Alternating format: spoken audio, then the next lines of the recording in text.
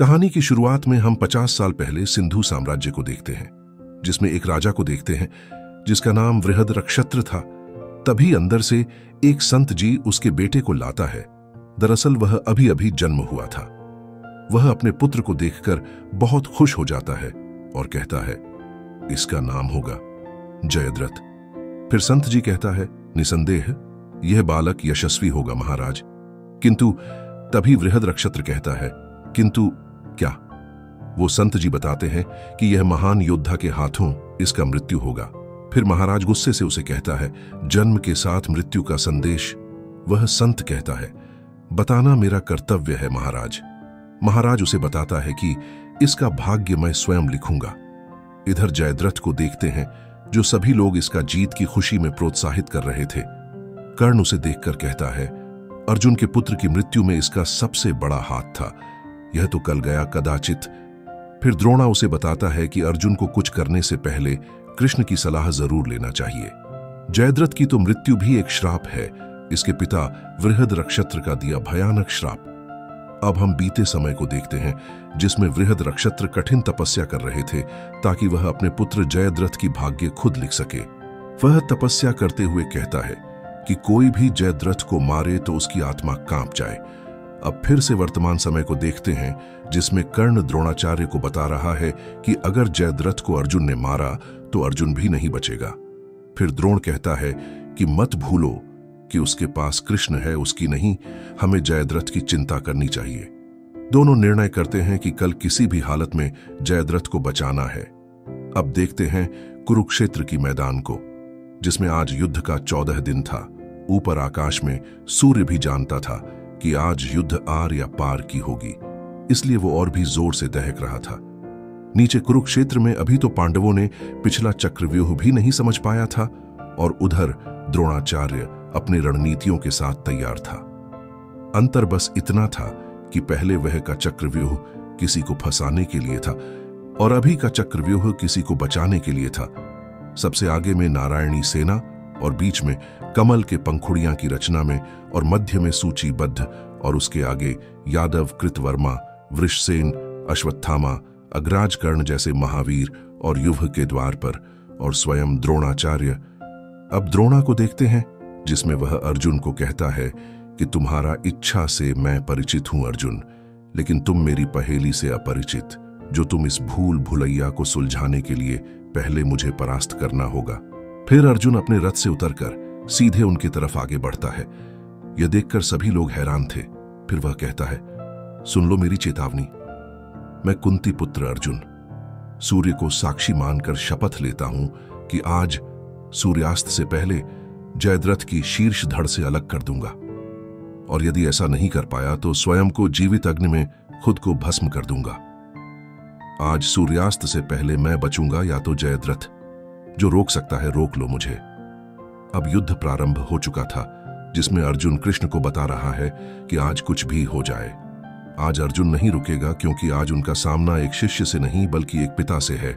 युद्ध को देखते हैं, जिसमें कौरव पक्ष तीर के ऊपर तीर छोड़ते जा रहा था और इधर पांडवों उसे रोकने का प्रयास। अब अर्जुन अपने सैनिकों को इशारा करता है और दूसरे तरफ से मुड़कर जाने लगता है। अर्जुन सभी द्वार को तोड़ते हुए आगे बढ़ रहा था। तभी अर्जुन अपने इशारों से भीम और युधिष्ठिर को अपने रथ को घुमाने के लिए कहता है। अब इधर युधिष्ठिर को देखते हैं, जो उनके सभी सैनिकों को परास्त कर रहा था, और दूसरे तरफ भीम और घटोत्कच को देखते हैं, जो अपने बलशाली ताकतों से सभी को निपटा रहा था। और एक तरफ नकुल से साथ सहदेव और एक तरफ धृष्टद्युम्न से साथ द्रुपद, जो कौरवों को रौंदते हुए जा रहे थे ताकि अर्जुन द्रोणा के पास पहुंच सके। अब अर्जुन को देखते हैं, जो सभी को अपने तीर से शीघ्र समाप्त करते जा रहा था और उसके द्वार को भी तोड़ रहा था। अपने तीर चलाते चलाते अर्जुन कृष्ण से कहता है, कितना बड़ा है कौरवों सेना, जो अभी तक समाप्त नहीं हो रहा। तभी कृष्ण से कहता है, अभी तो आरंभ है पार्थ, लड़ते जाओ। यह बाधाएं तुम्हें धीमा कर सकती हैं, पर तुम्हें रोक नहीं सकती। अब अर्जुन द्रोण के सामने पहुंच जाता है और उसे कहता है, आशीर्वाद दे आचार्य, ताकि आप ही की शिक्षा से आपकी बनाए हुए युभ को तोड़ सकूं। आचार्य उसे कहता है, आशीर्वाद तुम्हारे साथ है अर्जुन, किंतु आशीर्वाद पर्याप्त नहीं होगा इसे तोड़ने के लिए। इसे तोड़ने के लिए पहले मुझे हराना होगा, और युद्ध कला में मैं तुम्हारा गुरु हूं। फिर अर्जुन द्रोणाचार्य के बीच धुआंधार लड़ाई होती है। उसी बीच अर्जुन सोचता है कि कृष्ण ने उसे समझाया था कि द्रोण के साथ समय बर्बाद मत करो, क्योंकि ना तो तुम उसे मार सकते हो और ना ही वो तुम्हें।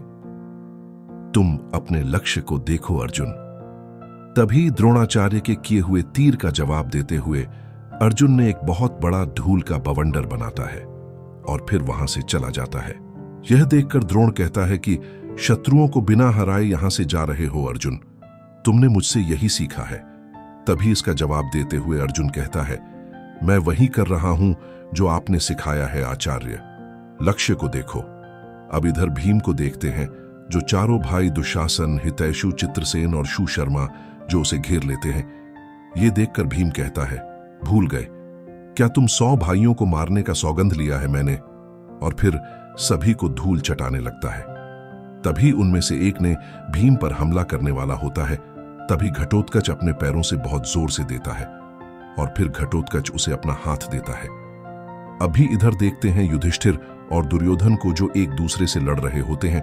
तभी दुर्योधन युधिष्ठिर को फेंक देता है और उसे कहता है, तुम्हें बचाने के लिए कोई बचा लेता है तो कभी किसी के पीछे छुप जाते हो। फिर युधिष्ठिर उसे कहता है, कायर मिलकर एक निहत्थे बच्चों को मारते हो और अपनी वीरता की दुआई देते हो। तभी इसी बीच एक सैनिक युधिष्ठिर की इस हालत में देखकर उसे यहां से चले जाने के लिए कहता है, लेकिन युधिष्ठिर उसे कहता है कि छल कपट वो जरूर करेंगे, जाओ तुम अर्जुन की सहायता करना। अब इधर देखते हैं धृष्टद्युम्न को, जो अपने सैनिकों के साथ द्रोणाचार्य को घेर लेते हैं और उसे कहता है, आज एक नहीं 2-2 प्राण जाएंगे, एक जयद्रथ की और एक तुम्हारा। तभी द्रोणा कहता है, मेरी मृत्यु तुम्हारे ही हाथों होगा, किंतु आज नहीं, और अपनी शक्तियों से बवंडर को उसकी तरफ घुमा देता है। अब आगे अर्जुन को देखते हैं, जो कि कृष्ण को बताता है कि इस आंधी को मेरे तरफ धकेल कर मुझे भ्रमित करने की कोशिश कर रहे हैं आचार्य।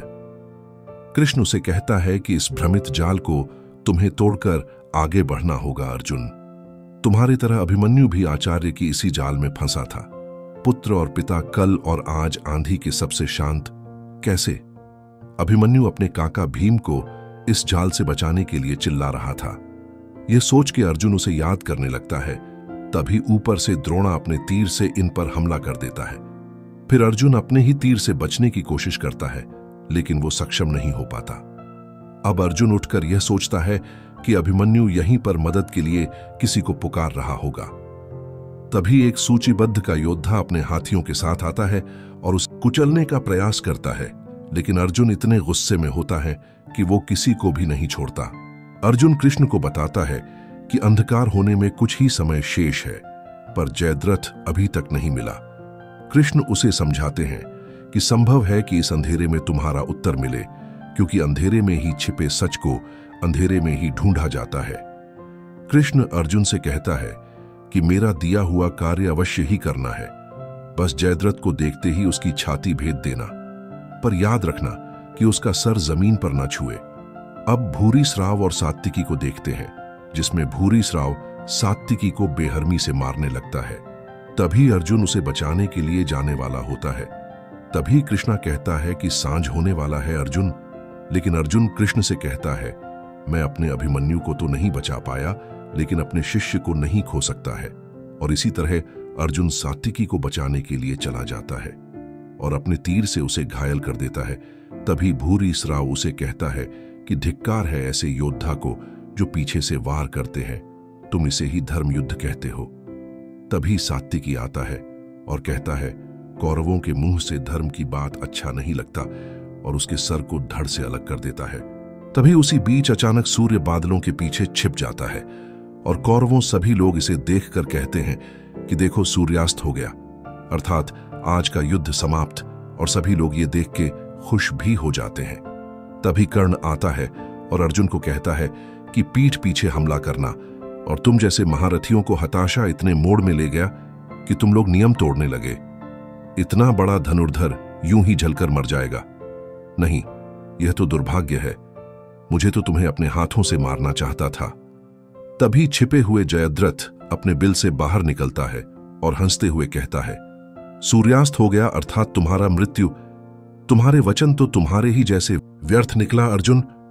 एक सर्वश्रेष्ठ धनुर्धारी एक अपना वचन नहीं निभा पाया। फिर अर्जुन गुस्से से जयद्रथ को कहता है, आचार्य, द्रोण के आड़ में छिपे हुए सांप, दिन भर तुम मुझसे भागते रहा। अरे तुम्हें छिपने के अलावा आता ही क्या है कायर। तभी जयद्रथ कहता है, चल, मैं कायर ही सही, परंतु तू जीवित कैसे है अर्जुन? कहां है वह अग्नि जो तुम्हें जलाने वाली है? इंद्रपुत्र अर्जुन, कल पुत्र मरा था और आज पिता। और इसी तरह जोर जोर से हंसने लगता है। तभी श्री कृष्ण अर्जुन को कहता है, मेरा कार्य पूरा करो अर्जुन, भेद दो जयद्रथ की छाती। फिर अर्जुन पूछता है, परंतु सूर्यास्त? कृष्ण कहता है कि प्रश्न मत करो अर्जुन, कर्म करो। तभी अर्जुन अपना तीर निकालता है और सीधे जयद्रथ की छाती भेद देता है। यह देखकर सभी चौंक जाते हैं कि सूर्यास्त होने के बाद भी अर्जुन अपना तीर चलाया। फिर कृष्णा अपने दिव्य शक्ति से सूर्य को पुनः निकालता है। दरअसल सूर्यास्त नहीं, बल्कि अपनी दिव्य शक्ति से उसे छिपा दिया गया था ताकि जयद्रथ अपने बिल से निकल आए। अब जयद्रथ तड़पते हुए कहता है, यदि मैं मरूंगा तो तुम भी मरोगे, क्योंकि मेरा सिर नीचे गिरते ही तो मर जाओगे, क्योंकि पिता के श्राप से कैसे बच पाओगे। फिर कृष्ण के कहने पर पुनः अपना तीर निकालता है और सीधे जयद्रथ के सर से धड़ को अलग कर देता है। कृष्ण अर्जुन दोनों को वृहद रक्षत्र का श्राप पता था कि जिसके भी कारण जयद्रथ का सर जमीन में गिरेगा, उसका शरीर सैकड़ों टुकड़ों में भट जाएगा। बस अर्जुन को बचाने का एक ही तरीका था कि जयद्रथ का शीर्ष उसी गोद में वापस लौटे जहां दशकों पहले जन्म हुआ था। तभी वह शीर्ष संत के सामने फट जाता है। अभी इधर देखते हैं अर्जुन को, जो कि सभी लोग इसका विजय का प्रोत्साहन कर रहे थे। तभी कौरव पक्ष आता है और उनसे कहता है, यहां धरती पर हम जितना भी नियम बना ले, लेकिन दिव्य शक्तियों के आगे हमारे नियमों का क्या मोल। अब कर्ण भी गुस्से से कहता है, यदि यह युद्ध क्षेत्र देवों का खेल का मैदान बन गया है तो अंधकार ही उसका भविष्य होगा।